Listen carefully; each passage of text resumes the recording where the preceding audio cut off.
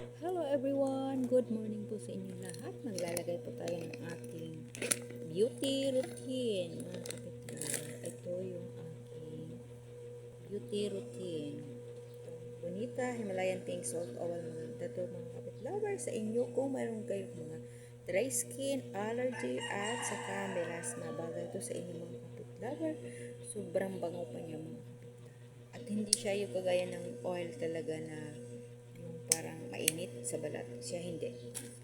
Nag-a-absorb agad. Lalagay natin sa batak. Maganda talaga siya mga kapitlago. Ito talaga, proven at tested ko na to. Matagal ko na to gamit. Hindi talaga ako nagpapawala nito. Kasi, alam mo yun man ako, dry skin ang skin ko. Kaya kailangan ko ito. At saka, ma-allergy din ako. Lalo na pag may allergy ako. Ito agad ang nilalagay ko mga kapitlago. Saka yung halimbawa, namamalat yung, yung ito maganda to. Absorb agad yung oil niyo mga kapitlago. Ito lang ang kagandahan ng Bonita Himalayan Pink Salt Oil. Maganda po talaga siya gamitin, lalo-lalo na pag dry skin ang iyong balat. Katulad ko. Lalagay natin. Ito buong katawan ko nilalagyan ng Bonita Himalayan Pink Salt Oil. Ito talaga ang ginagamit ko talaga mga kapitlago. Sobrang tagal ko na itong ginagamit ng kapitlago kasi alam nyo na proven at tested ko na talaga ito na maganda siya gamitin. Kaya hindi talaga ako nagpapawala nito mga kapitlago. Kahit ilang beses na ako nag-request ng free sample ni seller, hindi pa rin ako na-aprobahan. Pero okay lang kasi maganda naman yung product. Wala akong magawa kung ayaw niya akong aprobahan ng free sample ko. Kasi ilang beses na ako nag-request ng free sample pero hindi pa rin talaga niya ako na-aprobahan. Kahit ilang beses na ako nag-order sa kanya. Pero okay lang kasi alam niyo naman magandang product ito. Yung Bonita Himalayan Pink Salt Oil mo kapitlago. Sana makita ni seller yung aking mga video na sana aprobahan niya na yung aking free sample. 3 times, 4 times na ako nag-request ng free sample sa kanila at lagi naman akong buyabili sa shop nila pero hindi pa rin ako na-aprobahan sa free sample. Ewan, wala yata gusto sa akin.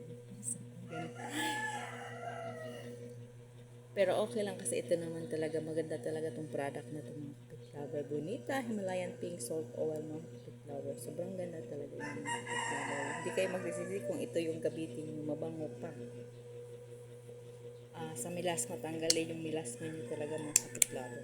Ito lang pa talaga yung kagandahan ng Bonita, Himalayan Pink Salt. Anti-allergy, kung meron kayo allergy, bagay ito sa inyo. Dry skin, milasma. Basta basahin nyo na yung review dito.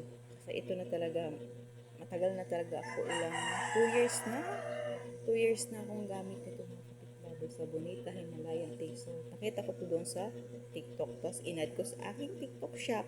Kaya yun, 2 years ko nang gamit ito mga kapitbago. Hindi talaga ako nagpapawala ng Bonita Himalayan Pink Salt Oil kasi sobrang ganda niya talaga. Promise ko talaga yan sa inyo. Kasi 2 years na akong gamit ito ng Bonita Himalayan Pink Salt. Sa 2 years na yan, hindi pa rin ako na-aprobahan ni seller sa aking free sample. Pero hindi naman ako nagdamdam kasi sobrang ganda naman talaga ng product nila. Okay lang. At sana naman seller, aprobahan nyo naman ang free sample ko. 2 years na akong gamit nito. Kahit kailan hindi pa ako na-aprobahan. Kaya sana naman seller, maririnig mo yung aking hinaing sa'yo. So, ay ganun, drama talaga. No? Kaya yan po mga kapitlawer, dami ko ng drama talaga. Baka may magpatugtog na naman ito. Naku po. Ayan po, Bonita Himalayan Pink Salt Oil mga kapitlawer. Yan ang gamit ko sa buong katawan. Sa mukha, sa leeg, sa paa. Kasi may allergy. At ito naman yung aking gamit na sa aking hair. Combo yan sila ito. Bonita Sunflower Oil. Ito yung gamit ko sa aking hair din. Sa hair ko lang ito nilalagay. Maganda din naman sa mukha ito buong katawan. Pero sa akin, sa hair lang talaga. Igaganyan ko lang. Lalo nang mahilig ako magkulay ng buko. Kaya ito yung nilalagay ko talaga. Hindi rin ako nagpapawala ng Bonita Sunflower Oil. Kasi alam niyo naman ako mahilig ako magpakulay ng buhok. Kailangan hindi dry skin ang aking buhok. O diba? Kaya dan check out na kayo mga kapitlawer dito sa dalawang ito, Bonita Himalayan Pink Salt Oil at Bonita Sunflower Oil. Hindi kayo magsisisi pag mag-check out kayo sa bayan. Kaya yan po, daan check out na kayo mga kapitlover dyan sa aking yellow basket at bye-bye na mga kapitlover at take care na po sa inyo lahat. God bless! Flower, ito yung aking gamit. Bonita sunflower oil sa aking buhok. Hindi dry skin, dry hair. Mali naman sa skin din. Ito yung gamit sa aking buhok. Bonita sunflower oil. Kasi lagi ako nagpapakulay mga kapit lover. Kaya ito po yung aking nalalagay bagay po. Kasi hindi siya nag-dry hair. Pag nilalagyan ko ng Bonita sunflower oil na kapit lover. Ito lang talaga ang lahan ng Bonita sunflower oil. Kasi pag naglagay kayo sa hair, hindi siya shiny talaga mga kapit lover. Ito din ang nagustuhan ko sa Bonita sunflower oil mga kapit lover. Combo po sila mga kapit lover. Bonita, Himalayan pink salt. Ito naman sa aking katawan, buong katawan. At ito naman yung sa aking hair. Ito pwede din doon sa buong katawan itong Bonita sunflower oil mga kapit lover. Pero ito lang talaga nilagay ko sa buhok ko at ito na yung sa buong katawan. Kaya yan po mga kapit lover. Inom muna tayo ng ating herbal medicine. Po ang aking herbal medicine mga kapit lover, flower po ng papaya yan, lalaki na papaya yan, maganda po yan. Bago po ako kumain, iinom po ako ng ganyan. Ayan po siya, yan po ang aking herbal tea every morning mga kapit lover. Yan lang po, pinakita ko lang po sa inyo.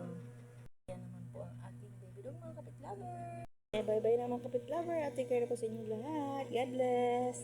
Dami ko ng 6 minutes na haba na ng video ko. Bye-bye na, iinom na ako ng aking herbal.